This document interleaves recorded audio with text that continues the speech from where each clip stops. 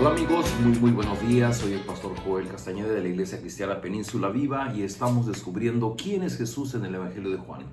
En el capítulo 15 que empezamos a leer un par de días atrás, vimos que en primer lugar Jesús nos llama a depender de Él, porque Él es la vid y nosotros debemos permanecer conectados a la vid para que el Espíritu Santo produzca en nosotros buen fruto. Pero también ayer veíamos cómo Él nos invita a que permanezcamos en su amor y nos da una nueva definición del amor. Amor es aquel que da su vida por sus amigos. Y hoy vamos a entrar en una sección que yo no había previsto que estuviera, pero aquí está y es una gran revelación en Juan 15, versículos 18 hasta el 26. Y el título del pasaje dice: Jesús y sus discípulos aborrecidos por este mundo. ¿Cómo es posible que ante esta grandeza del amor de Dios mostrada a través de Cristo, Jesús nos está enseñando a amarnos unos a otros y que el significado de ese amor es inclusive dar la vida por los amigos? ¿Cómo es que el mundo pueda aborrecernos?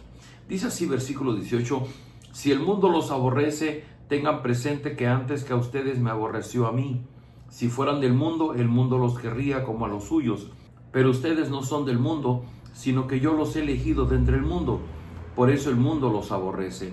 Recuerden lo que les dije: ningún siervo es más que su amo. Si a mí me han perseguido, también a ustedes los perseguirán. Si han obedecido mis enseñanzas, también obedecerán las de ustedes. Los tratarán así por causa de mi nombre, porque no conocen al que me envió. Si yo no hubiera venido, ni les hubiera hablado, no serían culpables de pecado, pero ahora no tienen excusa por su pecado. El que me aborrece a mí, también aborrece a mi Padre. Si yo no hubiera hecho entre ellos las obras que ningún otro antes ha realizado, no serían culpables de pecado. Pero ahora las han visto y sin embargo a mí y a mi Padre nos han aborrecido. Pero esto sucede para que se cumpla lo que está escrito en la ley de ellos: me odiaron sin motivo. Cuando venga el Consolador, que yo les enviaré de parte del Padre, el Espíritu de verdad que procede del Padre, Él testificará acerca de mí, y también ustedes darán testimonio porque han estado conmigo desde el principio. De igual manera que el día de ayer yo les decía, tenemos que fijarnos en las palabras que se repiten, y ayer se repetía mucho el amor y el amar, y hoy se va a repetir la palabra aborrecer. Y hay un principio que Jesús va a dejar muy claro para todos sus discípulos, y el principio es: si el mundo los aborrece, tengan presente que antes a ustedes me ha aborrecido a mí. ¿Qué significa aborrecer? Bueno, yo quisiera decir que aborrecer empieza desde amar menos, y ese aborrecer desde amar menos nos va a llevar hasta ser perseguidos, hasta que nuestra vida esté en peligro.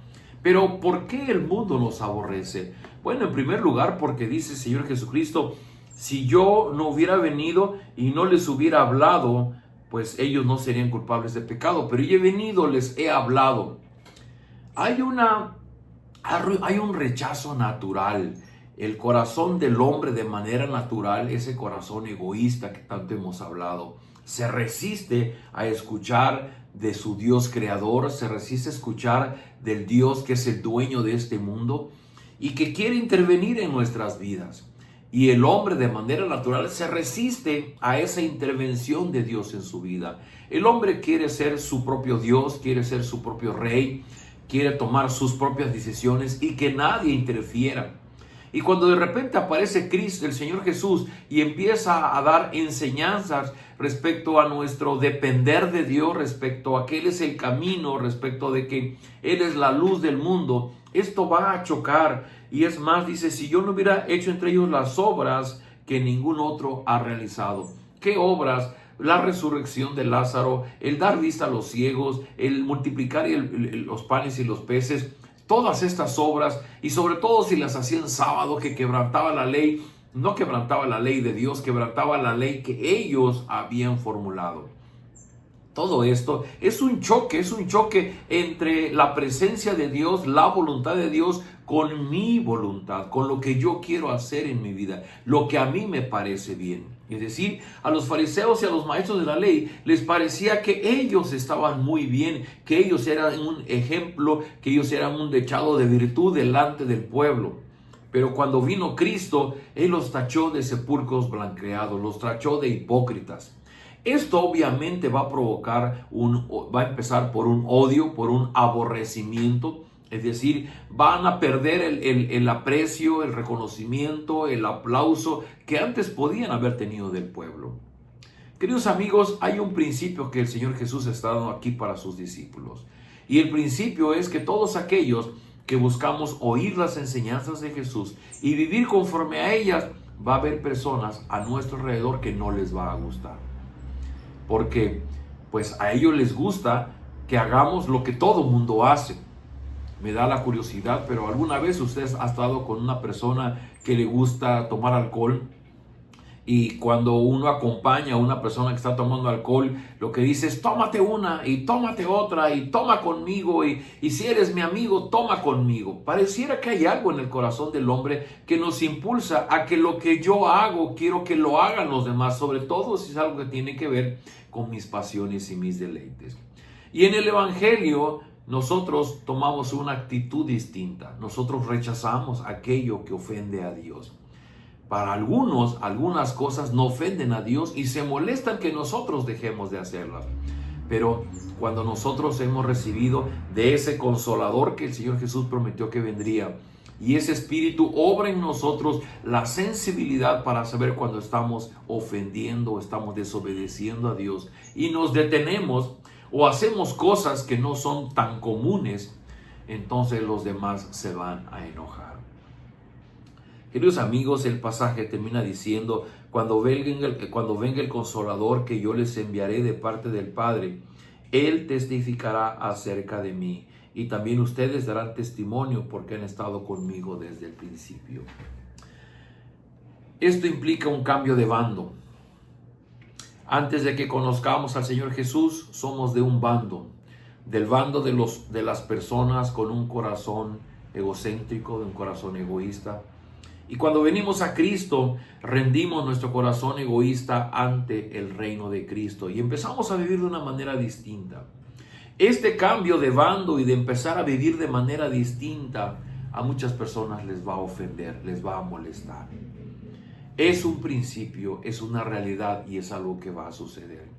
Yo sé que para muchos de nosotros que tenemos gran cantidad de familia, gran cantidad de amigos y empezamos a conocer del Evangelio, muy pronto empezamos a sufrir porque esa familia, esos amigos empiezan a criticarnos, empiezan a juzgarnos, empiezan a ponernos títulos de santurrones, de pastores, de aleluyas.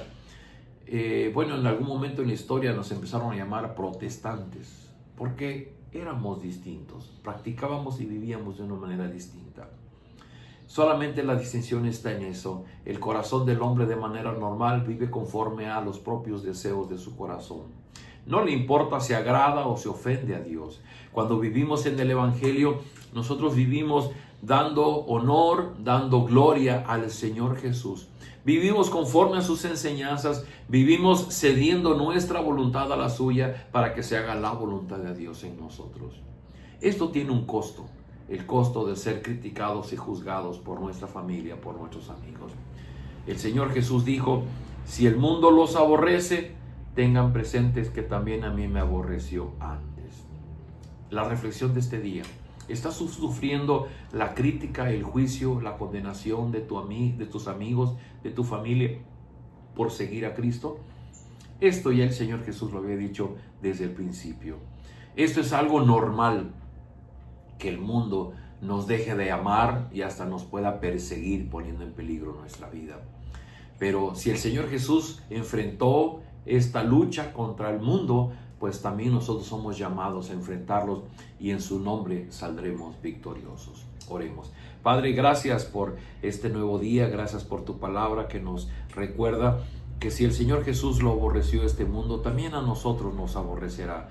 ¿Por qué? Porque el vivir conforme a tu verdad, porque el vivir agradándote, nos lleva a vivir de una manera distinta que el hombre de manera común no conoce.